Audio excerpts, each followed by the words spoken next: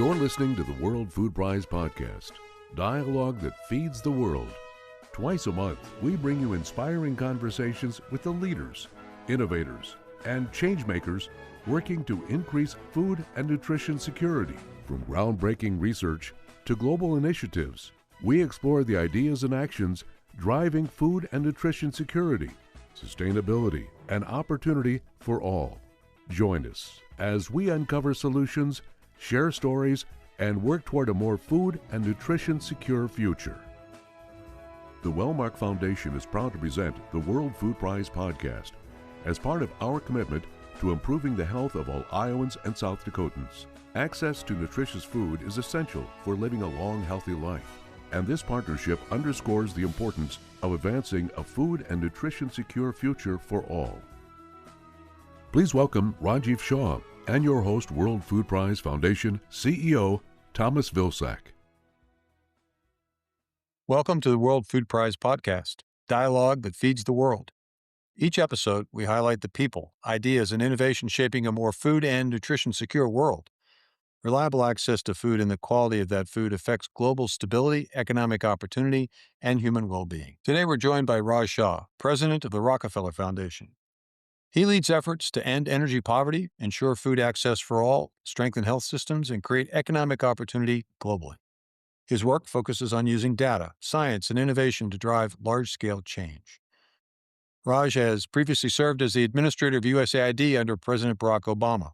He led major reforms, built public-private partnerships, and directed the U.S. responses to global crisis, including the Haiti earthquake and the Ebola pandemic in West Africa. He also served at the U.S. Department of Agriculture and the Bill and Melinda Gates Foundation. He is the author of Big Bets, How Large-Scale Change Really Happens, which proposes impactful strategies for addressing global challenges and making a positive difference. Raj Shah, thank you for joining us today. Raj, let me first of all thank you for taking time from what I know is an incredibly busy schedule running the Rockefeller Foundation. I know the kind of leader you are, and so it's 24/7 for you. Appreciate you taking a few minutes. But boy, there's so much extraordinary work that you all are doing that I think it's really, really important to have you on. But before we start talking about that important work, I wonder if you could give the listeners and viewers of this a sense of your pathway to the Rockefeller Foundation, because there were many twists and turns in your life, and I think it's important for people to kind of know who you are as a person. Well, thank you, Tom. And I just got to say, it's such a great honor to be with you. And I suspect some of your listeners know how much admiration I have for you and your leadership and your family. And so it's a real pleasure to be with you. My path is pretty straightforward. I was a kid born into an immigrant family in suburban Detroit. Growing up, I was told I could either be a doctor or an engineer. So I tried engineering for a day and a half at the University of Michigan and said, I think I'll transfer and go into medicine. I graduated and went to medical school. Also did a lot of economics work throughout. And what I realized along my kind of academic journey was what I really loved was public policy. And what I really dreamed about was making a difference in the way that people do when they are successful, thoughtful, caring, and effective public servants such as yourself. So one thing led to another. I dropped out of med school and went to work on Al Gore's presidential campaign, drove from Philly to Nashville with my then girlfriend, now wife, and did that after taking the board exam. So I was just a little bit hungover on that drive, but landed in Nashville and stayed in Al Gore's mom's best friend's pool house for months until I graduated from being a volunteer on that campaign to part of the research and policy team. One thing led to another. We didn't win that race, as you remember. We could contest that phrase, of course. And I found myself somewhat unemployed. And for the first time, just didn't know what the future held. And a friend of mine on that campaign introduced me to folks who were helping Bill and Melinda set up their extraordinary foundation back in that time. And I had a chance to join sort of the founding team of the Gates Foundation, spent 7 or 8 years there helping to build programs in global health and global agriculture, efforts to fight hunger and lift people up using science and technology. And then one day I got a phone call from the incoming Secretary of the Agriculture, someone you'll know well, yourself. And I remember telling my assistant that I think I was in a meeting and I think she said, well, he'll have to call you back. He's in a meeting. And you said, no, I'll just wait for him. And she came and ran across the hall and she's like, Tom Vilsack is waiting for you on the phone. And I thought, oh my gosh. And so I ran out, ran over to the phone, and you gave me a chance to come to Washington and serve under your leadership. And I became the Undersecretary for Research, Education, and Economics in your administration and with President Obama. Shortly after that, joined USAID, and we've been able to collaborate ever since. So I've really enjoyed my opportunities to serve in public service. When I left government, I had a short stint in private equity and then landed where my heart is, which is at the Rockefeller Foundation. This is a place that, as you know, is in your current role leading the World Food Prize Foundation, has played an integral role in fighting hunger through science and innovation and advocacy for a century. And it's an honor to be here. Well, it's great to have you, and that's really a tremendous story. I will tell you, I will never take another 6:30 a.m. call from Hillary Clinton because it cost me my undersecretary. And I was happy for you to go over to USAID. But speaking of USAID, let me start there. Yeah. Obviously, you dedicated a good part of your life in government service to the work at USAID. You know the importance of soft power. Now, decisions have been made to basically eliminate that. Talk to me a little bit about how we react, or what do we do now in terms of the loss of that vehicle to provide soft power. What's the next step? What does the Rockefeller Foundation think we ought to be doing? What do you think nonprofits should be doing? Yeah. So maybe I'll offer three thoughts in answering that. The first is, I think it's important to remember USAID was one of many institutions that really grew out of a really special moment in human history. And it was when we created the Atlantic Charter. FDR and Churchill were on a boat off the coast of Newfoundland, debating what it would take to get America to enter World War II. And one of the principles that they agreed to was the basic idea that human beings shouldn't suffer from want, from the lack of access to really basic human needs that are the baseline for human dignity. And if we could come together and win the war, that to secure the peace, we would build institutions and demonstrate a commitment to the world's most vulnerable people thereafter.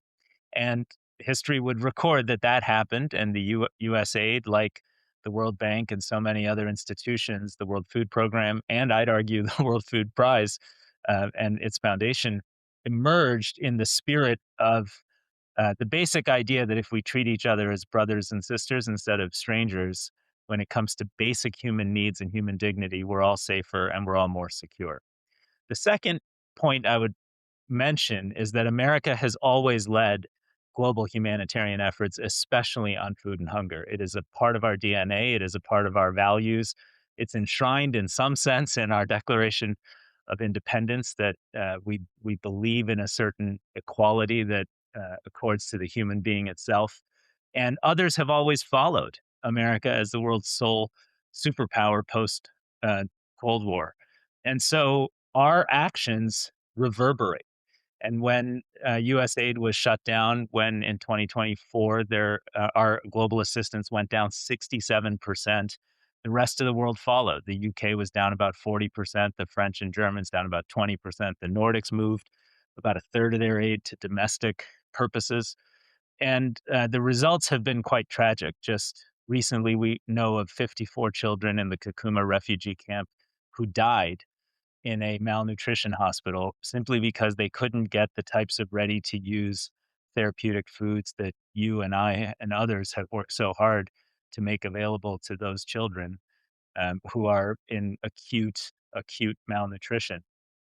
54 child deaths is tragic. We know that almost 300,000 people have already lost their lives, according to Boston University globally.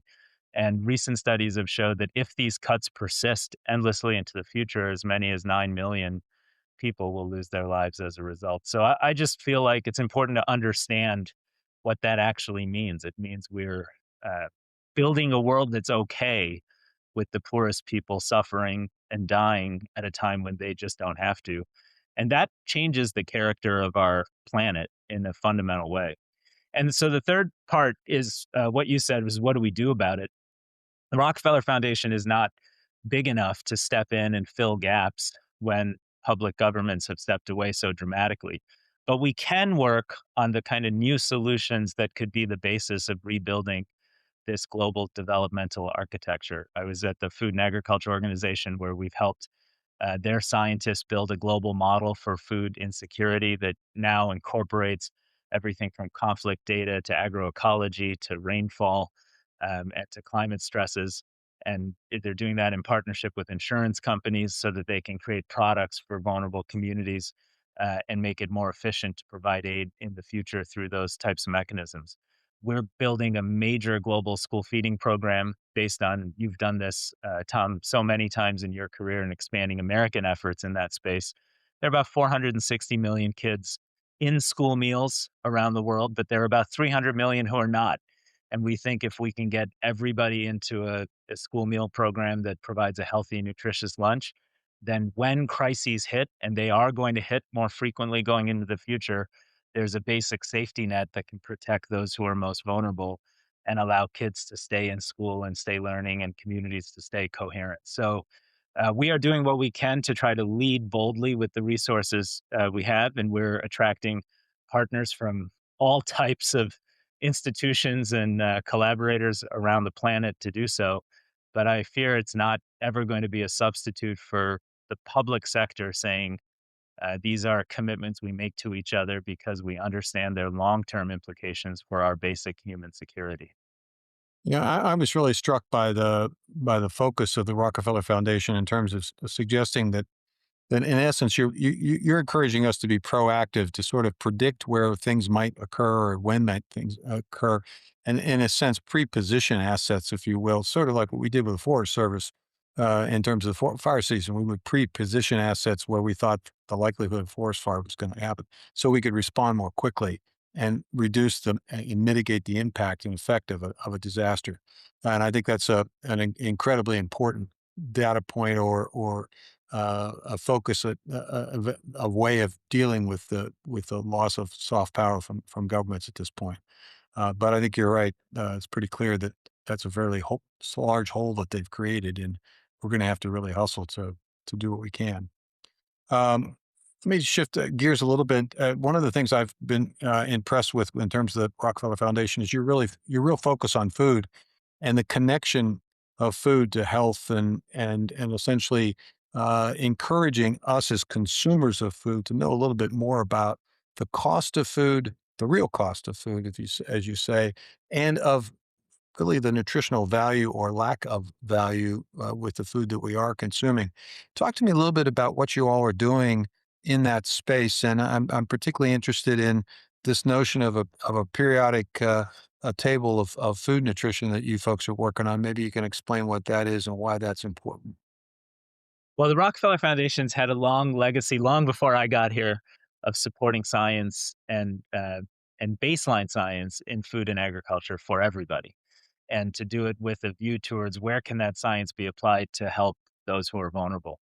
And when we looked in the United States, we see that, just take COVID, for example. America fared worse of all nations on this planet during COVID, in part because we have such a high baseline prevalence of chronic disease in this country. And that just created a natural vulnerability, and then a lot of government mismanagement in the early part of the response.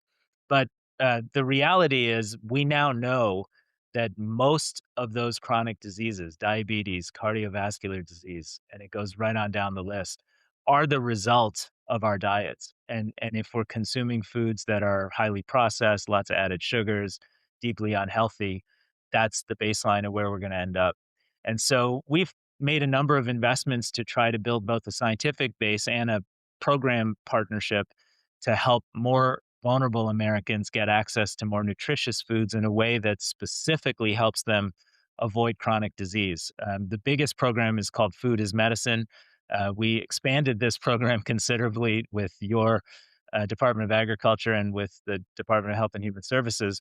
But now I think in 18 states in America, they have Medicaid waivers where they're able to provide financing to pre-diabetic patients and test whether a 3, 6, or 9 month targeted intervention of healthy foods for those vulnerable people, in fact, changes their hemoglobin A1C and takes them off the path of being a long-term chronic diabetic.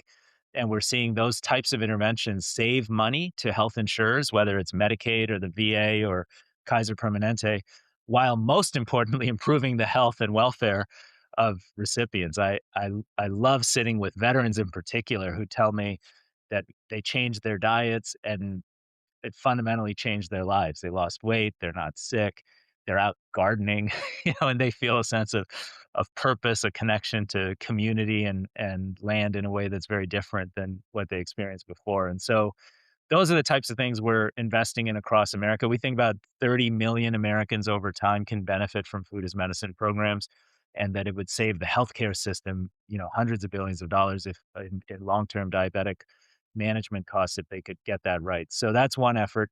The other effort is, as you described, the periodic table of food, which is part of that larger effort to understand, what are the components of food and what defines health.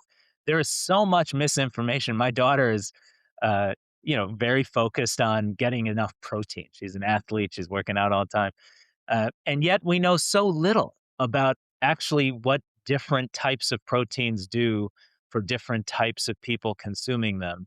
And so we've invested in science to help actually look at different food items, understand the metabolic origins and constituents of those food items, and then what those biochemical properties actually mean. And I think what we're learning is that most of our measures of health and food, like how much protein something has or how much of a particular carbohydrate something has, are really missing the point. It's all of these less well understood biochemical elements of food that come together to provide human nutrition. And I still think we're very early on the path of really understanding nutrition science. And this periodic table of food will someday create a public data set that will allow everybody to better understand what's in the food we eat. So the connection between that and sort of the human genome. So you and the food is medicine. One can envision a circumstance in a future where you go into the grocery store and you're going to be purchasing food specifically designed for you as an individual and your condition or your propensity for a particular disease or illness as a preventive measure. And it's sort of consistent with the approach that you've taken with reference to soft power. It's sort of a proactive way, a preventative strategy in essence, but it requires knowledge. Yeah, it requires knowledge, and ultimately it will require industry to change. And I think we've seen over time it's very hard to get industry to change its practices because consumers prefer what consumers prefer until they don't. And now we see with even a very low level of global adoption in the United States of the GLP-1 drugs, for example, we're seeing big changes in the way industry is creating food products for different communities. So I'm more hopeful than I've ever been that actually our food system can change itself in a way that allows its consumers to be fundamentally much more healthy. And it's interesting, your point about personalization is fascinating. I was with the team out at UC Davis that's doing some of this work and looking at their, slide by slide of how different proteins get absorbed in different types of populations. And it's very interesting whether it'll be deeply personalized or whether it'll break down by, you know, cohorts and categories. So we'll say, okay, I'm an Indian American male of a certain age, and so these types of food items I do better at absorbing than probably related to what's in my microbiome relative to someone who's very different than I am, but in the same community. We're going to learn so much in the next decade, and it's going to redefine the very notion of how you create health in this country. Well, you're going to be that concept is going to be very helpful to people like myself. As an adoptee, I don't know anything about the past, my past family's medical history. So I don't know what the propensity for this disease or that disease is. I just kind of know what my current circumstances are. And so to the extent that you would be able to tell me based on an evaluation, well, here's what you need to be concerned about, and here's what you could do um, to prevent it would be incredibly interesting to me because I keep getting frustrated at the doctor's office when they say, well, do you have a medical history of Yeah, cancer? I go, I don't I know. don't Maybe know. I do, Yeah. maybe I don't. Anyway, um, and That's hard, but it's coming. It's coming. I And would, and it'll be right down to the what foods you get better absorption of nutrients from and what you don't. And it's a great area of our, science. I know the sponsor of this podcast is going to be quite interested in this conversation because it's the Walmart Blue Cross Blue Shield Oh, good. entity here in Iowa and South Dakota, and so they're all about healthcare and a healthier Iowa and healthier South Dakota. So interesting stuff, and it's interesting because there's a link to work that you're also doing in agriculture. To a certain extent, the same kind of challenge I think exists in terms of equipping farmers with information and knowledge about how really to go about farming in a way that increases their productivity and most importantly, their profitability, given some of the challenges that farmers have. So, talk to me a little bit about the Rockefeller Foundation view of regenerative agriculture work that's being focused and is focusing on long-term systemic changes in the way in which we produce food in the developed world, and then how that translates, if it does or not, to work that you may be doing in the developing world. Well, uh, you've of course led on these issues so effectively, but in the developed world, we have over time built a food system that is unbelievably efficient, massively productive, and uh, highly vulnerable to shocks of various kinds that require so many public interventions to protect against. And part of that is because we generate a lot of calories from very few, a limited amount of biodiversity.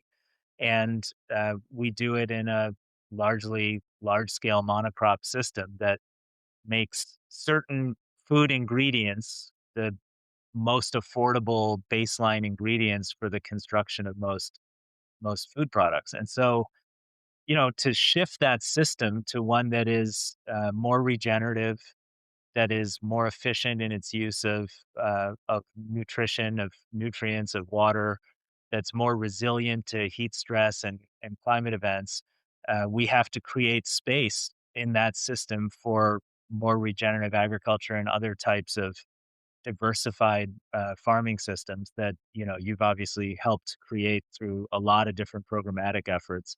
And I don't know, I'd be interested in your thoughts on how you scale that in the US and whether there's a movement now to do so.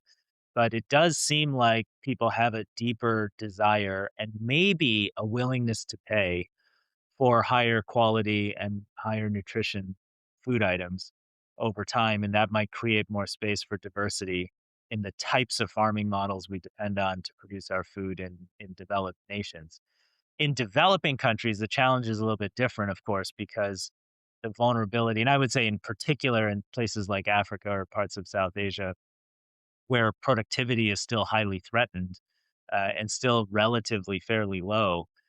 But even in those settings, we're finding, like for our school meals program, for example, when people are using more resilient farm practices to produce and sell into programs that are demanding and seeking that, they're protecting themselves, more effectively from shocks and like the ones you're seeing now in fertilizer prices or other types of risks that they face because they are producing food in a far more risky environment simply because they have less access to things like irrigation and fertilizer. So we see opportunity there as well. The key is in both settings, resilient, regenerative food production, in my view, and I know in yours, has to be economically viable. At the end of the day, farming is not a luxury for wealthy people who do it on weekends. It is a core source of income and food for people all around the world at large scale. And so it's got to be economically viable and productive. And so we do a lot of work on policies with developing nations to create space for that. Well, you've made a great distinction between the two. In the developed world, frankly, farmers I think, sort of get a bad rap on this because they are essentially doing what they were told to do. They're doing what they were encouraged to do. Back in the early '70s in the U.S., we transitioned from a supply management system to a system that basically told farmers to plant fence row to fence row. The theory being that the more efficient that and the more production that they could do, the less expensive food would become. Maybe they'd even grow more than we need, and we could use food as a tool for our soft power, for trying to convince developing countries to be with us and not with the Soviet Union at the time. All of that played into a system that where farmers did exactly what they were asked to do, and they did it as well as they could possibly do it. But now we know there are consequences. There are benefits, but there are also consequences to soil health, to water quality, to biodiversity. And now I think as there's a growing amount of science and information that's allowing farmers to basically say, well, maybe I need to think about this a little bit differently. Our laureate last year was an individual who spent 40 years trying to figure out how to use biologics to basically, biologicals to basically reduce the need for synthetic fertilizer.